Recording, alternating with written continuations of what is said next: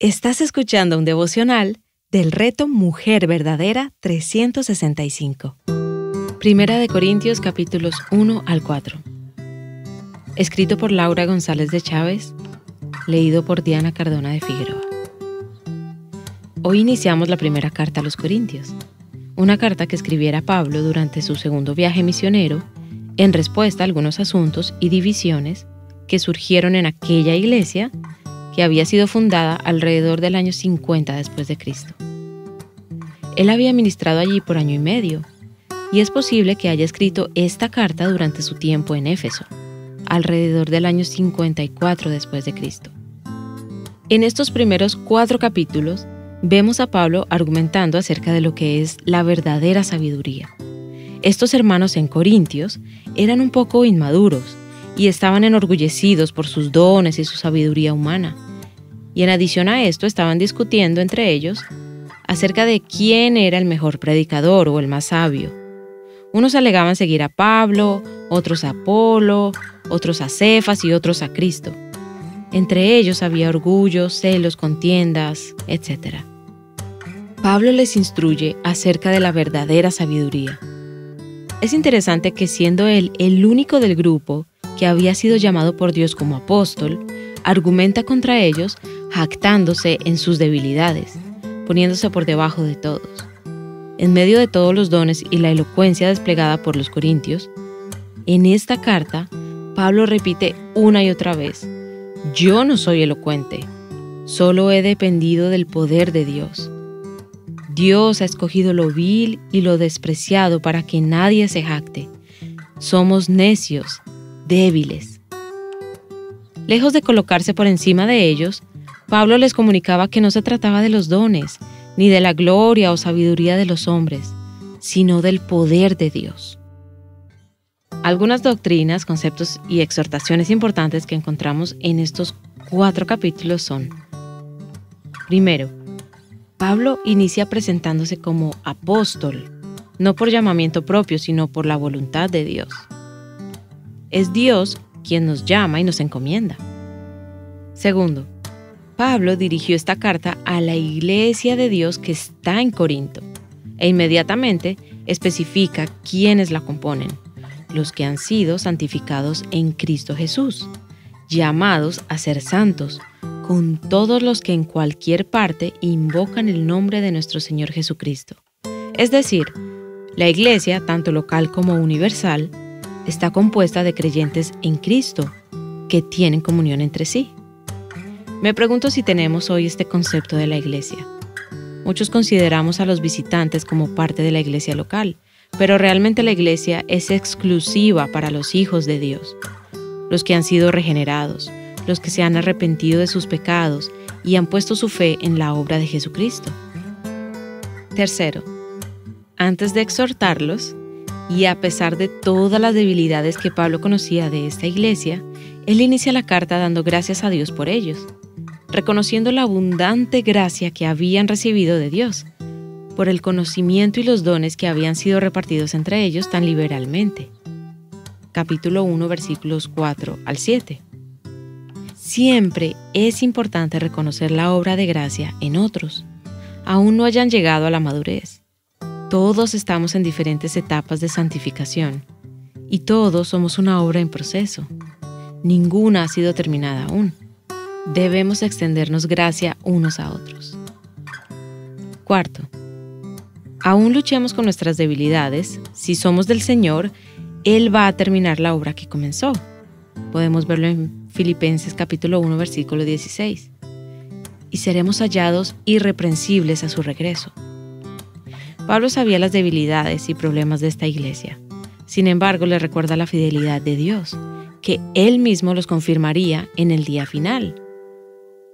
Capítulo 1, versículos 8 y 9. Al final, esta iglesia sería hallada irreprensible por la obra de Cristo. Tú también, si estás en Él. Quinto, el orgullo, la arrogancia, los celos y las rivalidades son el campo de cultivo para la desunión y las divisiones. Dice Santiago, capítulo 3, versículos 13 al 16. ¿Quién es sabio y entendido entre ustedes? que muestre por su buena conducta sus obras en sabia mansedumbre.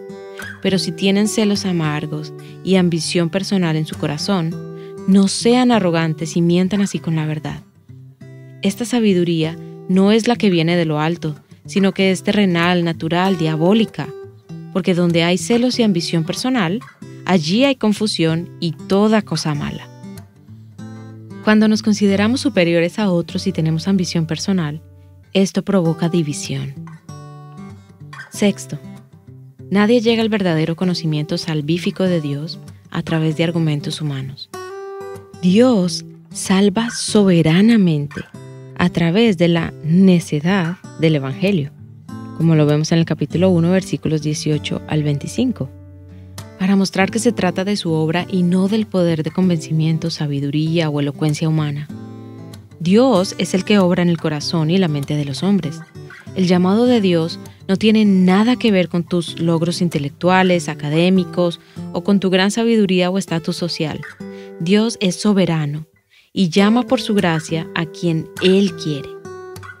Séptimo, para predicar el Evangelio no hay que ser un orador elocuente. Pablo no fue a los corintios con palabras persuasivas o argumentos humanos, ni con superioridad de palabra o de sabiduría, sino simplemente predicando a Cristo y a este crucificado. Él no descansaba en sus palabras o en su elocuencia, sino en el poder del Espíritu para salvar y transformar vidas. El reino de Dios no consiste en palabras, sino en poder. Capítulo 3, versículo 20. Octavo, los hijos de Dios tienen sabiduría divina. No descansan en sabiduría terrenal o humana. Ven todo a través de lentes espirituales. El Espíritu Santo revela las profundidades de Dios. Es por esto que el hombre no regenerado no puede entender las cosas espirituales, porque solamente se disciernen espiritualmente. Capítulo 2, versículos 6 al 16. Pablo alega que estos hermanos en Corinto no estaban viendo las cosas como personas espirituales, sino como personas carnales. El pecado es lo que nos impide ver claramente las cosas espirituales, y ellos estaban siendo dominados por el orgullo y las pasiones de la carne. No podremos crecer y madurar si solo consumimos leche. La edad espiritual o los años en el Evangelio muchas veces no se corresponden con la madurez espiritual precisamente por esto. Crecemos y maduramos aprendiendo de la sabiduría de Dios, enseñados por el Espíritu Santo y ejercitándonos para la piedad. Noveno, Cristo es uno solo y Él tiene muchos siervos colaborando en su obra. Unos siembran, otros riegan y el que da crecimiento es Dios. Todos están llamados a servir fielmente sobre el fundamento de Jesucristo. El fuego y el tiempo probará la obra de cada cual. Como seres humanos, no debemos jactarnos en nosotros ni en nadie, solo en Cristo. Cristo no estaba dividido y ellos no debían estarlo tampoco. Capítulo 1, versículo 13. En Él lo tenemos todo y todos somos suyos. Capítulo 3, versículos 21 al 23. No hay lugar para la competencia y la comparación. No hay lugar para la gloria humana. Cuando tomamos el crédito de la obra de Dios, le estamos robando la gloria que le pertenece solo a Él. Décimo, la sabiduría de Dios, lejos de enorgullecernos, nos debe llevar a reconocer nuestra gran ignorancia.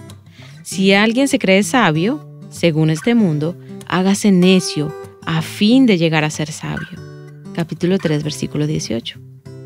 Si alguien quiere realmente llamarse sabio, debe reconocer que no sabe nada. Dios se ríe de la sabiduría de los hombres. El más erudito y orgulloso es un necio para Dios. El hombre o mujer más dotado que no teme a Dios es un tonto. 11. Solo Dios es juez. A Él servimos, y de Él debe venir nuestra aprobación y alabanza, y no de los hombres. Dios no juzga conforme a las apariencias, como lo hace el hombre, sino conforme al corazón. 12. Sean imitadores míos, les exhortó Pablo a los corintios. Justo en los versículos anteriores les comentaba cómo ellos se habían hecho necios y débiles por amor a Cristo y a ellos. cómo habían pasado hambre, sed, maltratos, humillaciones, persecuciones, etc. Los apóstoles eran considerados la basura del mundo, el desecho de todo. Capítulo 4, versículos 9 al 16. Pablo exhortó a los corintios y nos exhorta a nosotras hoy a dejar el orgullo, la arrogancia y reconocer nuestro lugar correcto delante de Dios. Personas necesitadas de su gracia y de su poder. Hombres y mujeres que necesitan abrazar y descansar en la sabiduría que solo proviene de Dios. Aquí hay algunas lecciones para la iglesia. Primera, la iglesia de Cristo debe ser una en Él. Él debe tener preeminencia en la iglesia y no los hombres. Segundo, toda gloria debe ser suya y todos deben seguirlo a Él, poner sus ojos en Él, mientras tienen comunión los unos con los otros en amor. Tercero, la iglesia no debe depender en sabiduría humana o secular, ni en filosofías o estrategias mundanas. La iglesia debe estar fundamentada en Cristo y en la sabiduría que encontramos en las Escrituras. Quiero dejarte algunas preguntas para reflexionar.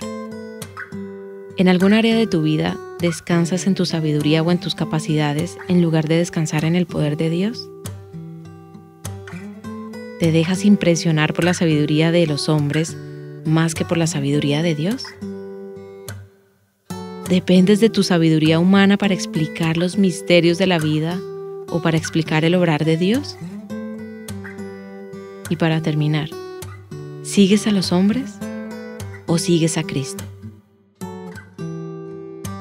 Para más recursos como este, visita nuestra página web avivanuestroscorazones.com.